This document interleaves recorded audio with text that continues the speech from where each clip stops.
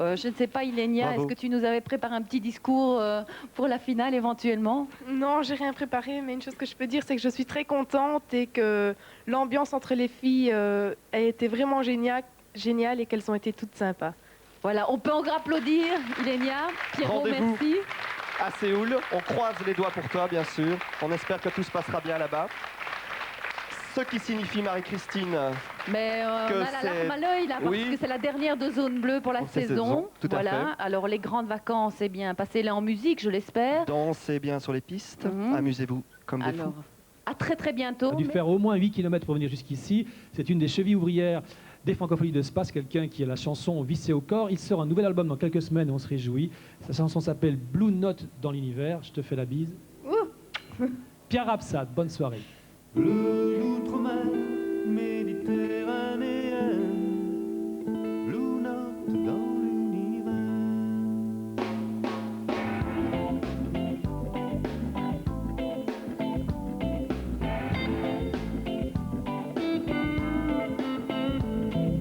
Baguer le monde, taguer le monde en bleu, c'est ce qui lui va le mieux. Baguer le monde, taguer le monde, tout ce que je veux, c'est que la planète soit bleue, d'outre-mer méditerranéenne, Blue Note dans l'univers.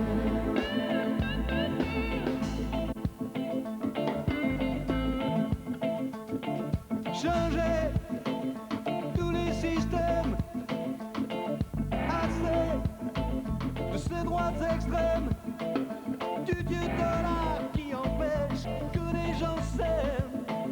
C'est notre histoire, notre mémoire. Baguer le monde, taguer le monde en bleu, c'est ce qui lui va le mieux. Baguer le monde, taguer le monde, tout ce que je veux, c'est que la planète soit bleue, d'outre-mer méditerranéenne.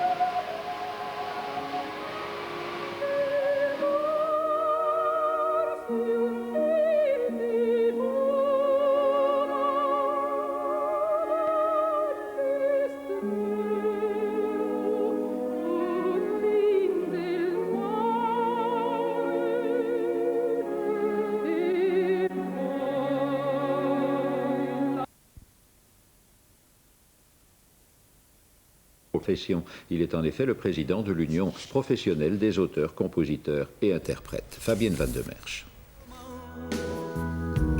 Comment cesse-t-on d'aimer? Tu dois m'aider. Comment fait-on? J'ai pas la moindre. Tout ce travail de mise en scène et de réalisation avec les musiciens, avec l'ingénieur du son, se faisait dans ce château. Et je crois qu'effectivement, le lieu a, disons, un petit peu influencé la performance ou les performances des différents acteurs. L'âme du château de Vierzey plane donc sur ce nouveau disque de Pierre Absat. Pour lui qui se dit coureur de fond plutôt que sprinter, c'est pourtant le 14e album en 25 ans de carrière. Je ne me rends pas du tout compte, en fait, d'être là depuis plus de 20 ans.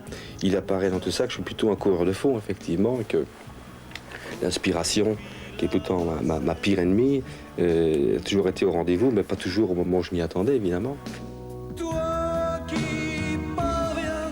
C'est vrai que bon, faire ce métier, c'est pas facile, mais ce n'est pas un métier facile au départ, je l'ai toujours su. Il ne faut pas non plus que les artistes se plaignent tout le temps, ça n'intéresse personne et tout le monde s'en fout, soyons clairs.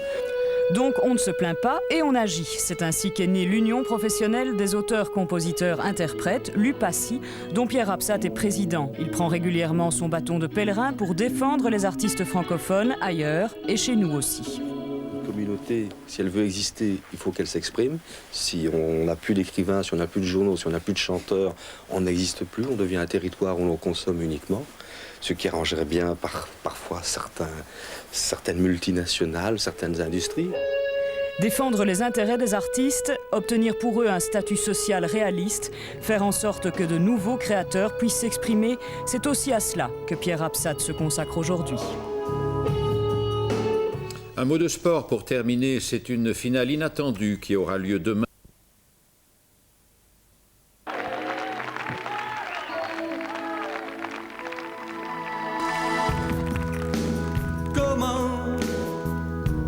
Comment cesse-t-on d'aimer?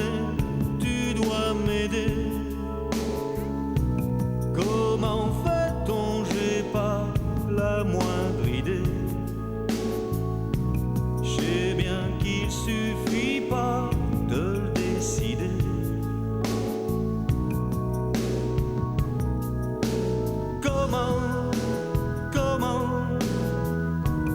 Comment cesse-t-on d'aimer?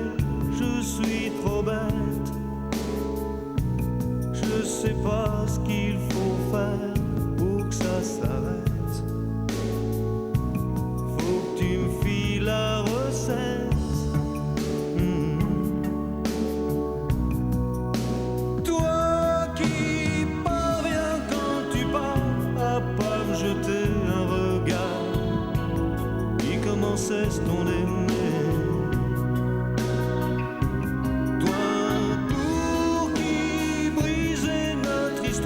Semble être l'enfance de l'âme. Dis comment cesse-t-on d'aimer? Comment fais-tu?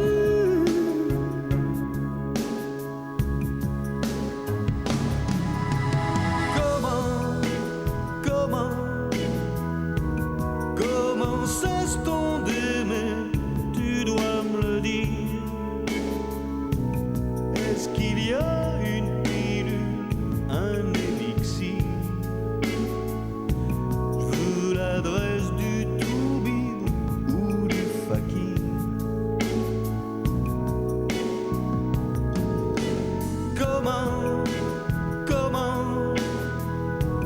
Comment cesse-t-on d'aimer? J'y arrive pas.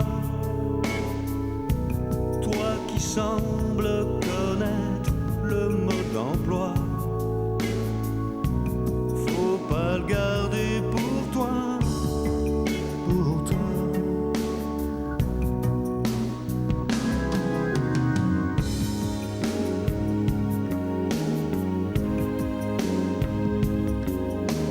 Dis-moi, toi que rien ne semble émouvoir quand tu me donnes ce coup de poignard.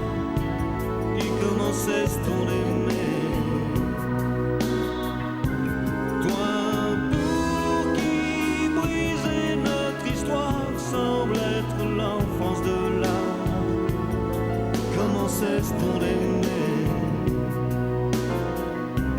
Comment fais-tu?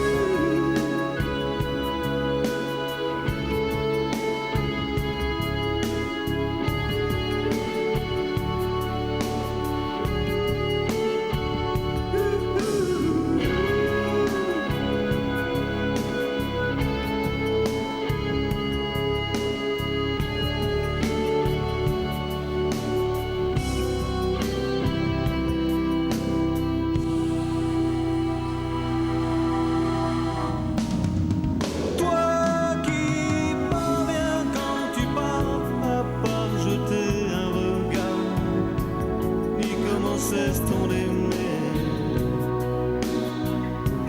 Toi pour qui briser notre histoire semble être l'enfance de l'art, comment cesse-t-on d'aimer?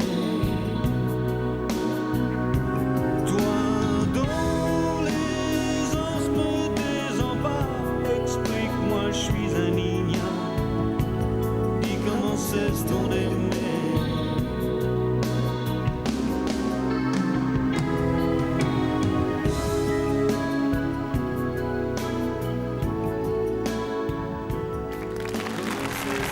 Comment cesse-t-on d'aimer, extrait de l'album de Pierre Rapsat.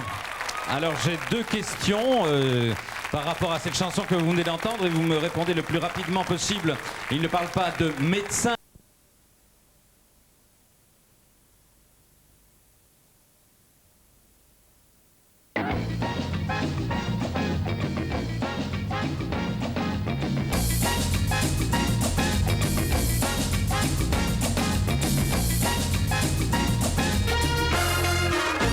Bonjour à toutes et bonjour à tous, merci de nous rejoindre en ce lundi. C'est du direct comme d'habitude, comme tous les lundis. Journée mondiale des enfants, ne l'oublions pas, il faut les respecter eux aussi, surtout eux, qui sont un petit peu plus faibles que les autres.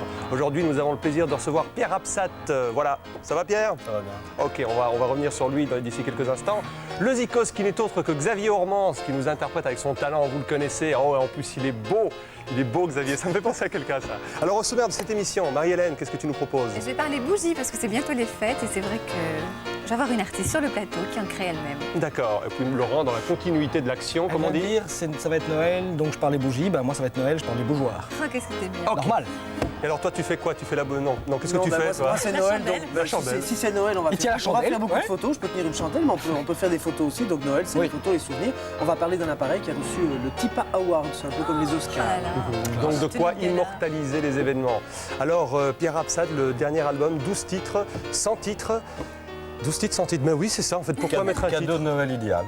Exactement, voilà. Et en fait finalement t'as pas mis de titre dans cet album, finalement, pourquoi pas hein? Voilà. Le 14e, on va un peu changer, donc j'ai pas mis de titre. Et alors La vie de château, t'aimes bien ça toi? C'est parce qu'on a enregistré dans un château. Oui, il a enregistré dans un château. En fait, c'était pas un château, un château de Versailles, mais disons que l'endroit était sympathique, les gens étaient accueillants, et au niveau de l'acoustique, c'est un lieu qui avait une excellente acoustique, et le rez-de-chaussée permettait, comme il y avait de nombreuses pièces, d'installer par rapport au titre le matériel dans des endroits différents, quoi. Donc c'était joindre un peu l'utile à l'agréable. Mais l'avantage, surtout, de réunir une équipe, de pouvoir vivre en huis clos comme ça pendant 3-4 semaines. Vous logiez là-bas et tout? Voilà, on mangeait là-bas, on discutait avec le fantôme et tout. Et ça créait, je veux dire, une ambiance, une envie d'aller peut-être plus loin, quoi. Et donc dans les chœurs, on retrouve le fantôme d'ailleurs, qui en plus c'était sympa, donc oui, pas d'argent. Il nous lâche plus, il nous lâche plus, il va faire la tournée avec nous. Et tout. Alors tu as collaboré aussi entre autres avec Duval, qui est un vieux pote à toi, on peut le dire. Ça faisait longtemps que tu voulais travailler avec lui? Jacques et moi, il y a longtemps qu'on se renifle, qu'on se croise, qu'on a envie, on le fait pas, on va quand même le faire. Puis bon là, on avait vraiment l'occasion de le faire.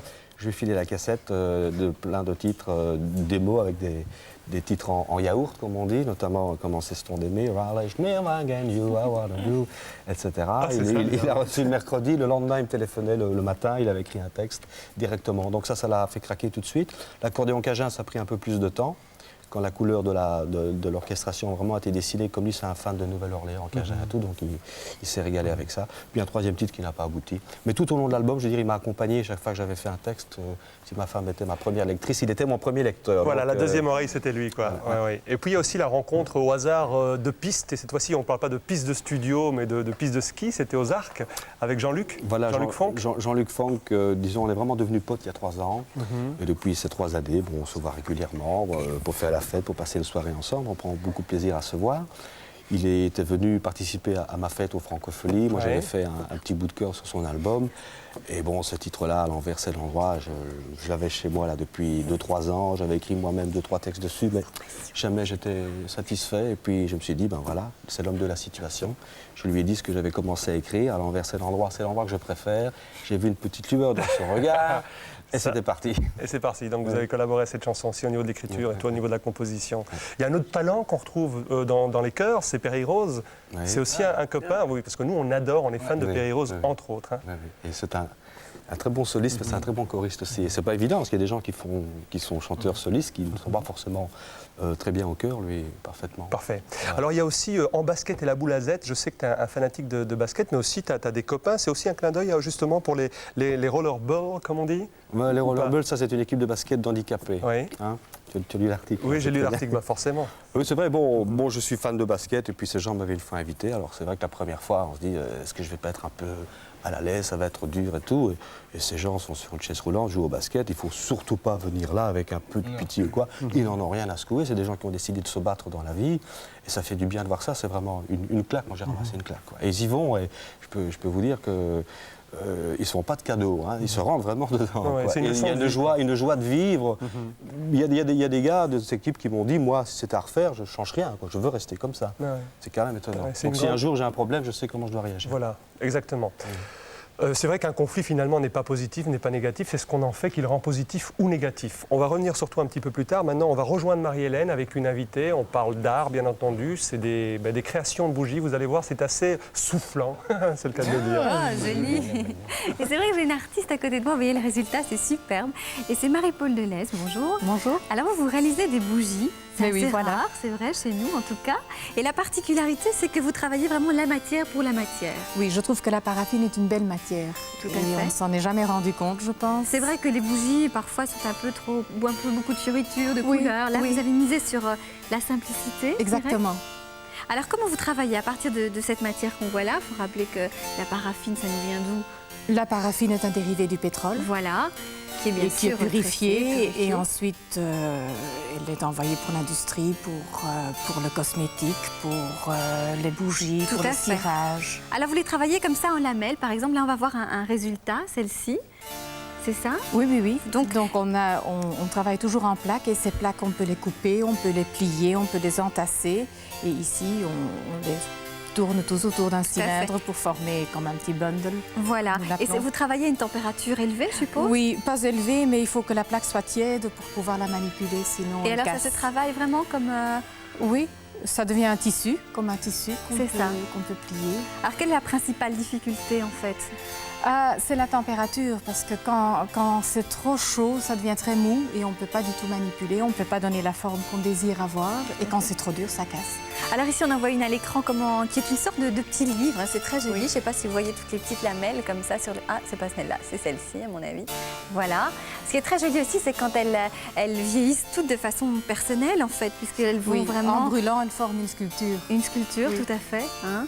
Et vous les baptisez comment, ces bougies? Ah, il y a Cologne, il y a Bundle, il y a Tokyo, New York. Et ça vient de... La forme m'inspire un nom. Voilà. Mais en fait, vous vous inspirez beaucoup de la nature aussi. Oui, oui, oui, sûrement. Je trouve que la nature ne se trompe jamais. Donc, on ne se lasse pas de regarder les arbres, les fleurs, les tiges, les paysages. Et j'aime retrouver ça dans mes bougies également. J'essaye. Tout à fait. Ce sont des bougies qui peuvent aller à l'intérieur, aussi à l'extérieur? Oui, sûrement. À l'extérieur, on conseille de mettre une mèche plus forte. Mais même comme ça, elles peuvent brûler dehors. D'accord. Et ce qui est très joli, c'est évidemment la lumière à l'intérieur qui illumine un peu comme une cathédrale, je dirais. Oui, exactement. Ça fait cet effet-là, c'est ça que j'aime beaucoup aussi. Alors Noël, c'est évidemment la grande période pour les bougies. Oui, alors là, on est débordé maintenant et en été, c'est la saison calme. Tout à fait. Est-ce que vous avez remarqué une sorte d'évolution de la part des gens vis-à-vis des bougies? Oui, comme tout le monde subit un stress, on a une tendance à se calfeutrer chez soi et allumer une petite bougie au coin du feu. D'accord, c'est vrai, tout à fait. Oui, c'est très joli, c'est plein de charme en tout cas. Ok, bien, merci d'être venu. Alors, je voudrais quand même montrer juste encore des petites choses qui sont vraiment de saison en fait. Alors là, vous avez composé des petites choses, c'est vraiment l'imagination sur une petite branche. De petites décorations. Voilà, ceci. Ou alors un autre. Moi, je trouve que ça pourrait carrément servir de bijoux. Pourquoi pas? Faudrait encore aller plus loin. Je trouve tellement la matière est belle. Eh bien, rendez-vous, on ne sait jamais, à Noël prochain. D'autres idées en tout cas. Merci. Merci beaucoup Marie-Hélène. Alors, on a parlé tout à l'heure de l'amitié de Jacques Duval avec Pierre Rapsat. Ils se demandaient tous les deux s'il existait un élixir ou une pilule pour cesser d'aimer. En tout cas, le résultat, c'est une chanson qu'on adore. Comment cesse-t-on d'aimer? Pierre Rapsat, vous allez l'écouter maintenant tout de suite.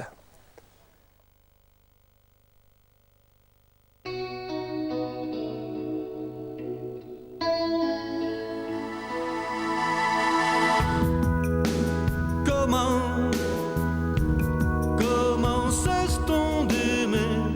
Tu dois m'aider. Comment fait-on? J'ai pas la moindre idée.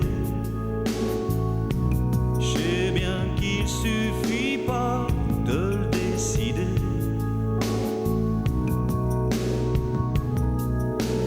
Comment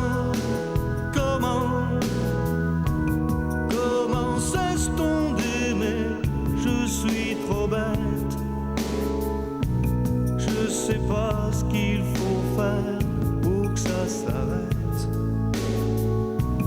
Faut que tu me files la recette. Toi qui parviens quand tu pars à pas me jeter un regard. Dis comment cesse-t-on d'aimer?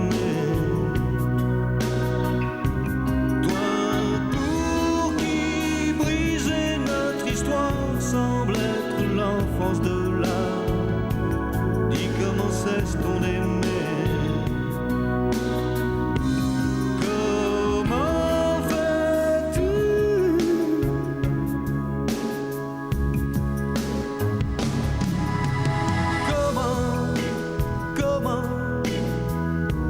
Comment cesse-t-on d'aimer? Tu dois me le dire.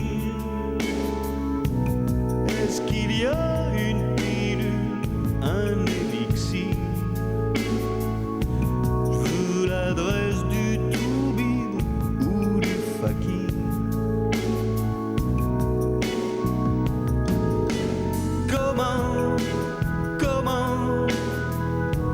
Comment cesse-t-on d'aimer?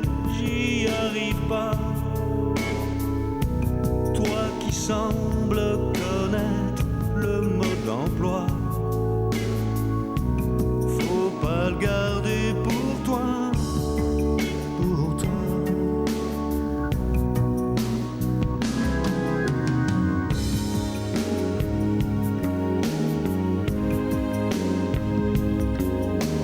Dis-moi, toi que rien ne semble émouvoir quand tu me donnes ce coup de poignard. Dis comment cesse-t-on d'aimer? Toi pour qui briser notre histoire semble être l'enfance de l'âme. Comment cesse-t-on d'aimer?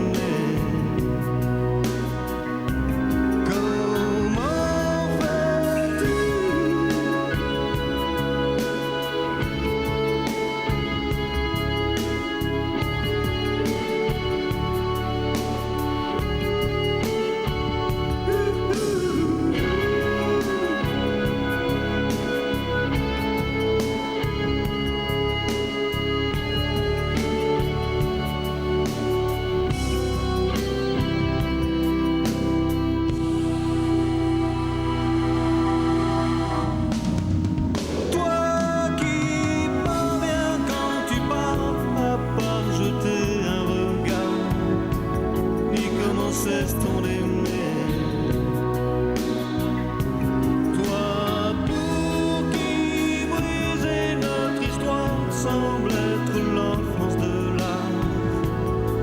Comment cesse-t-on d'aimer? Toi dont les anges me désemparent, explique-moi, je suis un ignare. Dis comment cesse-t-on d'aimer?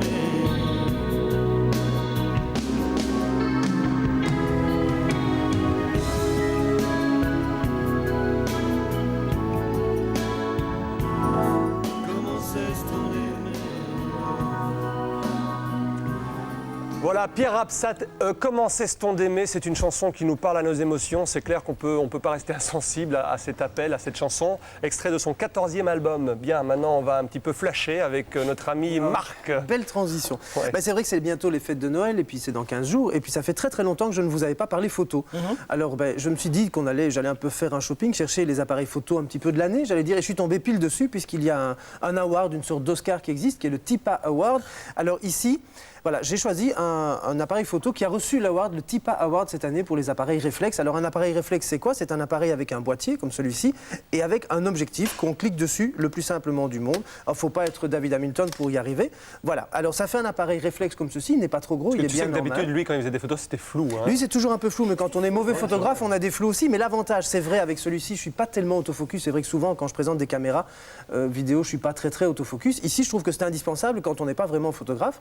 Mais il faut savoir que même s'il a un très bon autofocus, tout est débrayable en manuel. Donc quand on a envie vraiment de faire la photo, qu'on est un peu amoureux de la photo, on peut faire des priorités diaphragme, priorités vitesse, etc. Donc c'est vraiment un appareil très complet.